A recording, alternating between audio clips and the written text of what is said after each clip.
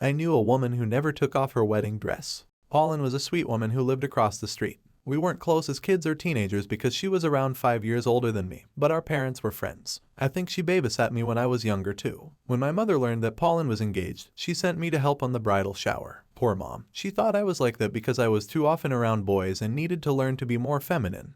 But she's got that backwards. That's when I first learned that Pauline and her soon-to-be husband had made a blood oath. The first to die comes and takes the other as soon as they can, she explained to me, swirling the ruby ring gently around her fingers. Isn't that too dramatic? What if you end up divorcing and marrying other people? We won't. We are soulmates, she assured me. Her naivete made her incredibly beautiful, but it felt really wrong being 21 and thinking that I was so much more mature than a 26 years old. I didn't pursue the matter, but she kept talking about him in a dreamy tone. Aiden would like this, I wish Aiden was here, and so on. Her dreamy tone almost made me believe that soulmates existed and that you could make the person you love the most follow you in death by just willing it. I met Pauline's friends, and we all ended up having some quality girl time. Pauline explained to us all how she believed that you can wake up in the afterlife and start controlling things with your mind. Of course your memories will be hazy, she clarified. But that's why we made the blood oath, so we can remember. And how will one get the other back? I asked, entertaining her. I like to believe that we'll both grow wings. It was all terribly silly when I think back.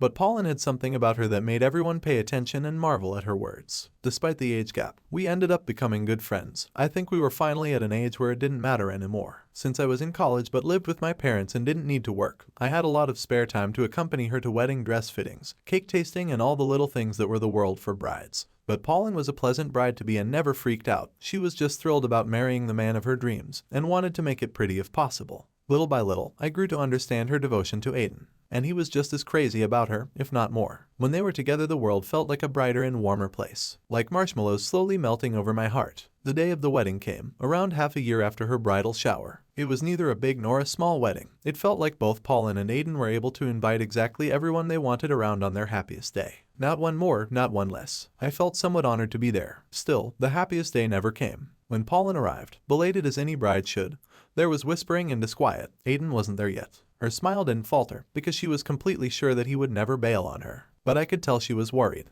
The bridesmaids, her two closest friends since high school, started making calls to try to find out if the groom had a sudden illness. Soon they realized that Aiden's parents were there, but not his brother. They informed that their other son was supposed to drive the groom as part of his best man's duties. When the devastating news came, everyone wanted to comfort her. Everyone wanted desperately to protect her precious heart, but it was too torn apart to notice anyone else. It was all too fast and scary. A sports car ran a red light straight into the mirage. The man in the passenger seat was dead on arrival. The driver was taken to the hospital, but his state was critical. It was also hard on everyone. Aiden's brother ended up surviving, but he'll be tetraplegic for life due to severe injury on his spinal cord. As far as I know, he's also miserable because he wished he could be the one who died. Right after the wedding that never happened, Pauline and Aiden's parents dealt with selling the house they had just bought, and Pauline continued living with her parents. They both still worked office jobs, so her other friends and I started taking turns keeping her company while they weren't home. I did my best to be there for my neighbor and friend, but she wasn't there. She was living in delusion, and the only thing you could see leaking into reality was her desolation. I never saw such a deep and heart-wrenching sadness. Pauline refused to take off her dress. She would spend the whole day by the window waiting for Aiden and the whole night crying because she missed him desperately. Every single day. She was hopeful it was a matter of time until he woke up on the other side and remembered to bring her along. That's why she wouldn't take off the dress. He had died on his wedding suit, so it was only natural that she was up to par. Her parents and every single one of her friends tried to coax her into changing her clothes. We promised she could always keep the dress close for when Aiden came.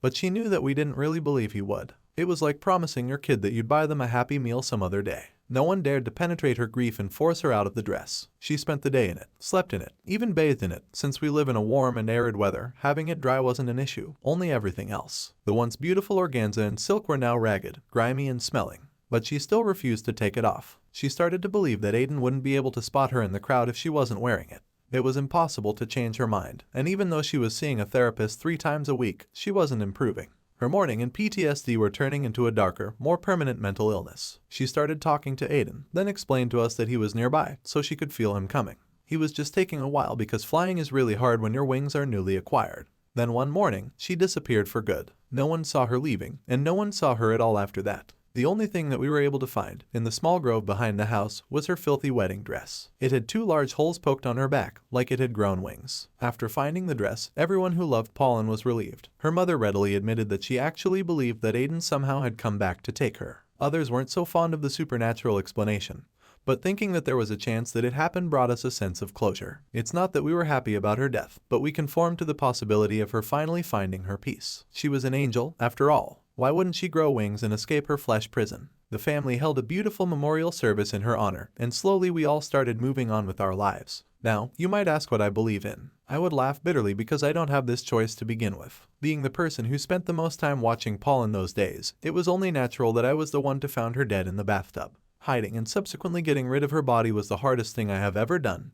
Tampering with the dress, though, was eerily healing. Still, I think that she would be pleased to know that I faked her rapture. A romantic and mystifying death fitted her way more than suicide.